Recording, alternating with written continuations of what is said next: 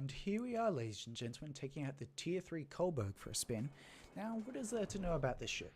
Well, she's got 12 guns, can hit 26 point something knots per hour, and has about a 3 or so second rudder shift time, which isn't shabby, and there's a 4-second firing rate. So at 12 guns and no AA, she is rather similar to the St. Louis, although her speed and her maneuverability setting her apart in addition to her having 4 less guns.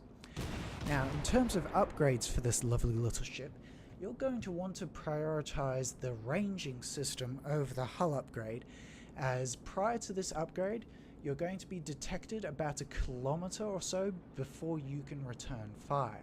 Now that is of course not an ideal situation, hence the reason for prioritization of that upgrade.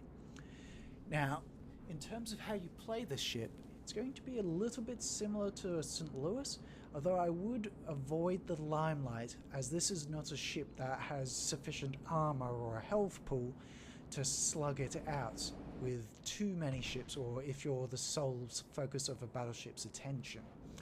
That being said, it is perfect for pushing destroyers back from more vulnerable ships, as well as tying down multiple enemy ships with the veritable metal storms of fire you can throw out. In terms of the preferred ammunition type, I would say by and large at range, go for HE, especially against battleships, although in that target's case it's going to be regardless of range. And once you're close to say about 5 kilometers or so and the cruiser is your tier or below, feel free to slap in a round of AP and go for the Citadel hits, as you will be able to get them in this ship with its lovely little firing rate. Now in this game, or in this map, I make use of these islands to do constant carousels and keeping as many guns as possible on the targets at all times. In terms of gun placement, you've got full visibility of 6 to each side, visibility of 4 guns to the front, with the rear of the ship being your only real weak point in terms of gun placement, with only 2 guns being available to fire from at that orientation. In terms of speed, she is capable and can keep pace with most cruisers, although the faster ships and destroyers you are going to struggle, so you're going to have to rely on ambushes to catch those people, to have them not focus on you. Now here I am just trying to put as many shots as possible into this guy, as he may have rammed that enemy cruiser, and well, never give up a free target. Here we are sighting that American Chester Island, setting the Kuma on fire, and I just continue to send in volley after volley after volley into this Chester. He's obviously seen the sort of threat I am. He's focusing on me rather than the friendly ship that is closer to him, although that could be as the friendly ship is a destroyer and he may not have visibility on him. And of course that friendly destroyer might be playing smart and not using his guns and relying on his torpedoes, especially if he's a Japanese destroyer captain. Now here we are just using this firing rate to keep pushing this Chester back, allowing us to creep around the edge of this island and to gain a bit more of the initiative of the map. I decide that he's been pushed back far enough and there's not really many targets on that map, on that side of the island, aside from him, that I can really put effective fire into. So I start firing into these 2 cruisers here. Of course, the further one immediately notices me and starts to turn, with the closer one seeing me after I've landed a barrage or 2 onto him and firing back at him. Now you can see here the dispersion isn't the best with this cruiser, but the blistering fire rate does help to make up for it. And well, once you get to within 5 kilometers or so, the dispersion doesn't really matter. There we are, claiming our first victim of the match and nearly ramming a friendly cruiser. So this looks like not a Kuma, but a Tenryu, although I may be mistaken there. So once again, I'm just using that rudder shift to keep me constantly turning. and during a sustained turn, you'll only drop down to about 18 knots or so. And if you're attempting to avoid torpedoes, altering your speed as well as your course really will make the difference. So here we are coming around again. I swapped to armor piercing just to give it a whirl. Let's see how we do. And of course I try to look up and over the island to see his mast and flagpole, just to get an advance notice of where I should be aiming.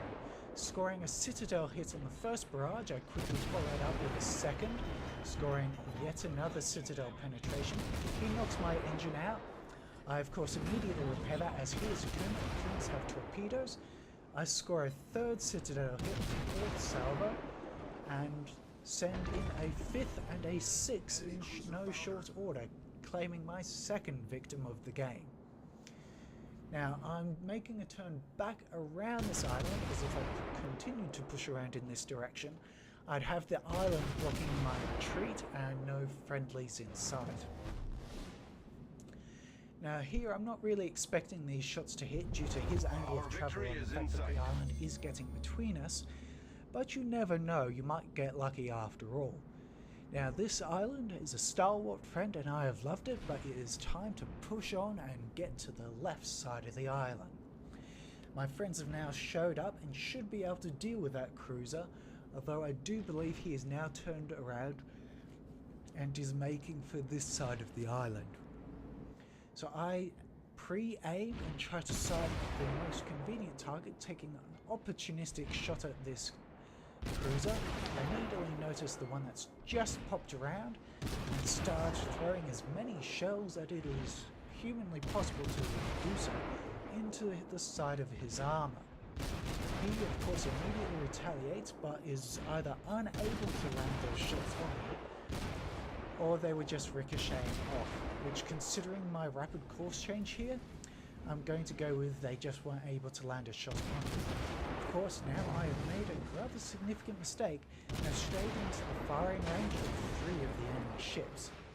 Of course, here I angle my ship, trying to make myself as difficult as possible to hit, and just try to focus down on the weakest enemy cruiser to knock them out and to take their guns out of the fight. And here we are at the results screen, ladies and gentlemen. I do hope you enjoyed the review and found it somewhat informative as to how best use the Kolberg cruiser. All in all, she's one of my favourite ships, right up there with the Dresden. And here's a little something special from our wildlife section. Here we have the mighty Zuiho, the Tier 5 Japanese aircraft carrier. It is the end of the match, 3 ships aside, down to its last 2 aircraft. Will it surmount its obstacles, or will it be torn asunder by the combined efforts of the enemy aircraft carrier and the cruiser? He dispatches his dive bomber, his sole remaining dive bomber, to harass the enemy cruiser, to put up a last show of defiance to remind him that he will not go down without a fight. The enemy cruiser, attacked by the 2 remaining ships, alters course to avoid facing a front on 3 sides. The dive bombers attack and are taken out by the cruiser's anti-aircraft array. This leaves the Zuiho alone and without aircraft during his attack on the enemy aircraft carrier. Alone and without friends, he must charge. Enemy battleship or enemy aircraft to his right, enemy aircraft carrier ahead. 3 dive bombers attack him from the front. His AA lights up. They drop their bombs, he dodges and proceeds on with his attack. And what is this? His secondary batteries have torn the enemy carrier asunder. Well, ladies and gentlemen, we have seen just what the Zuiho can do. We hope you enjoyed this latest report from our wildlife section. We'll see you in the field next time.